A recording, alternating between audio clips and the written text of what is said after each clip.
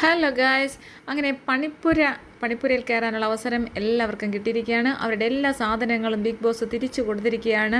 എല്ലാവരും നല്ല അടിപൊളിയായിട്ട് ഭയങ്കര ഹാപ്പിയാണ് കേട്ടോ. കാരണം അവർ വീട്ടിൽ നിന്ന് കൊണ്ടുവന്ന സാധനങ്ങളൊന്നും ബിഗ് ബോസ് കൊടുക്കാതെ എല്ലാം പിടിച്ചു വെച്ചിരിക്കുകയായിരുന്നു. ബിഗ് ബോസ് കൊടുത്ത ഈ ഒരു നാടോടികളുടെ എന്തിനി പറയുന്ന നാടോടികൾ എന്നല്ലേ പറയാൻ പറ്റും. നമുക്ക് ഏതെങ്കിലും പാലത്തിൻ്റെ കീഴിലൊക്കെ നാടോടികൾ ജീവിക്കില്ല, അതുപോലുള്ള ഒരു ഡ്രസ്സും ഇട്ടുകൊണ്ട് ഇത്ര വലിയ ബംഗ്ലാവിലുള്ള കുറേ നാടോടികളെ കൊണ്ടുവന്ന് അടച്ചിട്ടിരിക്കുന്ന ഒരു പ്രതീതിയായിരുന്നു നമുക്കിതുവരെ തോന്നിയിരിക്കുന്നത്. ഇപ്പോൾ എല്ലാവർക്കും അവരവരുടെ ഡ്രസ്സൊക്കെ കിട്ടി, ഇനി അവരുടെ മേക്കപ്പ് സാധനങ്ങൾ കിട്ടി, അവർക്ക് ഷേവ് ചെയ്യാനുള്ള എല്ലാ സാധനങ്ങളും അവരവർ എവിടെ എന്തൊക്കെ വീട്ടിൽ നിന്ന് കൊണ്ടുവന്നോ അതെല്ലാം ബിഗ് ബോസ് തിരിച്ചു കൊടുത്തിരിക്കുകയാണ് ഗായ്സ്.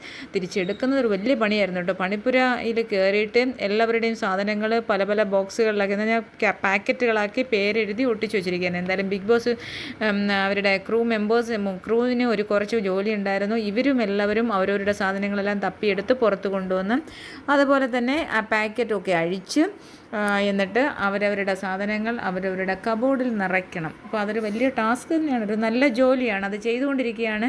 അപ്പോൾ നമ്മൾ ഞാനത് ഒരു കൗതുകത്തോടെ എടുത്ത് വെച്ചതെന്ന് പറഞ്ഞു കഴിഞ്ഞാൽ നമ്മുടെ അനുമോളിൻ്റെ ആ ഒരു എക്സ്പ്രഷൻസാണ്. അനുമോളുടെ ആദ്യം തന്നെ ഭയങ്കര സന്തോഷമായിരുന്നു, തുള്ളിച്ചാടി പോവായിരുന്നു.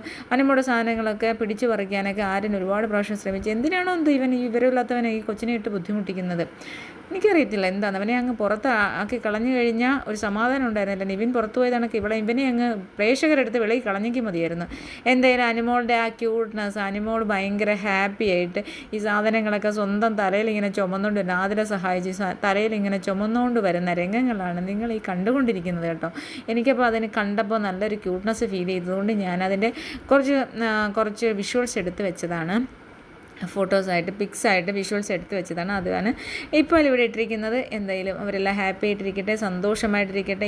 ഇനിയെങ്കിലും ബിഗ് ബോസ് ഹൗസ് നമുക്കത് ലൈവ് കാണുമ്പോൾ ഒരു കളർഫുള്ളായിട്ട് തോന്നണമല്ലോ. ഇതിപ്പോൾ നമ്മൾ ലൈവ് കാണുമ്പോൾ നമുക്ക് അവാർഡ് സിനിമയിലോ ഒക്കെ കാണുന്ന കണക്ക് അല്ലെങ്കിൽ ഈ ഗോശ്രീ പാലത്തിനടിയിൽ താമസിക്കുന്ന നാടോടികളെ പോലെയാണ് നമുക്ക് തോന്നുന്നത് ഗൈസ്. അപ്പോൾ നെക്സ്റ്റ് വീഡിയോ ആയിട്ട് ഫുൾ അപ്ഡേറ്റുമായിട്ട് വരുന്നവരൊക്കെ